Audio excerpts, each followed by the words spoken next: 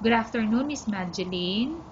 Good afternoon, ma'am. Okay, Miss Madeline, can you tell me about yourself? My name is Madeline Pessimo. I'm 25 years old. I'm married and high school graduate. Okay, I have few questions for you to answer, so let's start. Why do you want to work as a maid? Because I want to help my family in our finances, ma'am. Okay, why you choose Malaysia when there is a lot of other country? Because I want to know their culture and traditions, ma'am. Okay, why you choose Malaysia? Okay, I'm sorry, you already answered the question. How are you qualified for this job? Because I want to help my family, ma'am. Okay, so aside from that you wanted to help your family, so what do you think, what are your qualifications? Because I'm hardworking, kind, and polite, ma'am. Okay, may I know what is your education level is? High school graduate, ma'am. What is your recent working experience? Cashier and petrol, ma'am. Okay. Have you worked abroad before? Oh, ma'am. Do you have experience of taking care of baby? Yes, ma'am. And whose baby you are taking care of? My employer's baby and my Okay. How about elderly? Do you have the experience that you took care also before? no, ma'am, but I'm willing to learn. Okay. Do you have any other special skills? Yes, ma'am. Okay. Can you give me example? What are those special skills do you have? Cleaning, Okay, go ahead. and this, ma'am. Okay, can you make your voice louder? Can you give me the special skills? What are your special skills? Miss Madeline, what are your special skills? You already mentioned cleaning. What else? Cleaning, dishwashing, laundry. Okay, are you willing to learn new skills? Yes, ma'am. Are you willing to work with a family where the mother-in-law or any relatives stay together? Yes, ma'am. Okay. Currently, are you still working now? No, ma'am. Do you know how to cook? Yes, ma'am. What sort of food can you cook? Filipino food, ma'am. Okay, can you give me example? What are those Filipino food that you can cook? Tinola, mechado, paksiw, and sinigang, ma'am.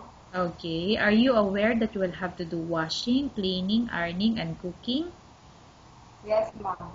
Okay. From all the house chores like cooking, cleaning, ironing, and washing, which do you like most? Cleaning, ma'am. If ever you were selected to work in Malaysia, who will take care of your kid? My sister, ma'am. Okay. You are not allowed to use handphone or cell phone during working hours. Yes, ma'am. You are only allowed to use handphone or cell phone after you finish all the works and when going to bed. Yes, ma'am. You are strictly needed to surrender the handphone to your employer in the morning, and your employer will return back to you once you're going to bed.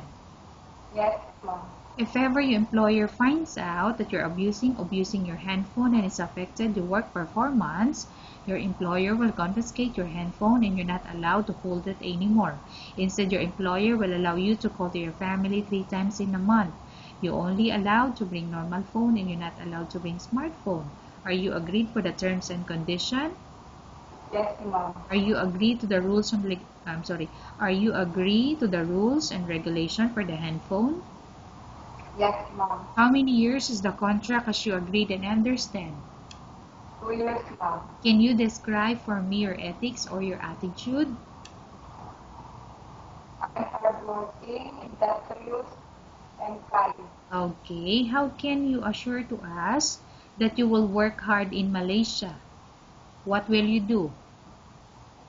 I will work hard in Malaysia because I want to help my family now. Okay, can you promise not to use a telephone without the permission of your employer?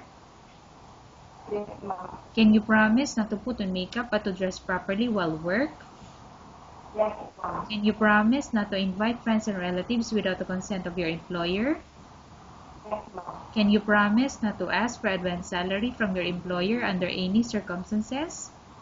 Yes, ma'am. Do you really understand of the rules and regulation of the agency? Yes, ma'am. Do you pay any placement fee for you to come to Malaysia to work as a maid? No, ma'am. Do you have any history of sickness, example breast cancer or any other illness? No, ma'am. Do you suffer from any skin diseases, allergy, or physical defect? No, ma'am. Have you suffered from any serious illness? No, ma'am. Do you smoke? No, ma'am. Do you have any tattoo in the body? No, ma'am. Do you take any prohibited drugs before? No, ma'am. Have you undergone any operation or surgery? No, ma'am. Are you medically fit? Are you fit to work?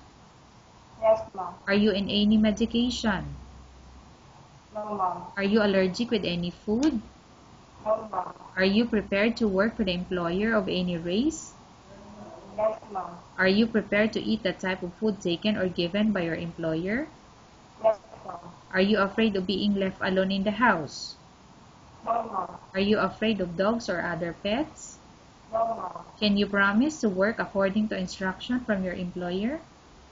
Yes, ma'am. Do you have any immediate family working in Malaysia? No, ma'am. Okay, Miss Mageline, we have finished our question section. Let's go to case study. I have a case study for you and I want you to answer me truthfully. Upon arrival in Malaysia within 6 months, if ever any of your family members pass away, what will you do?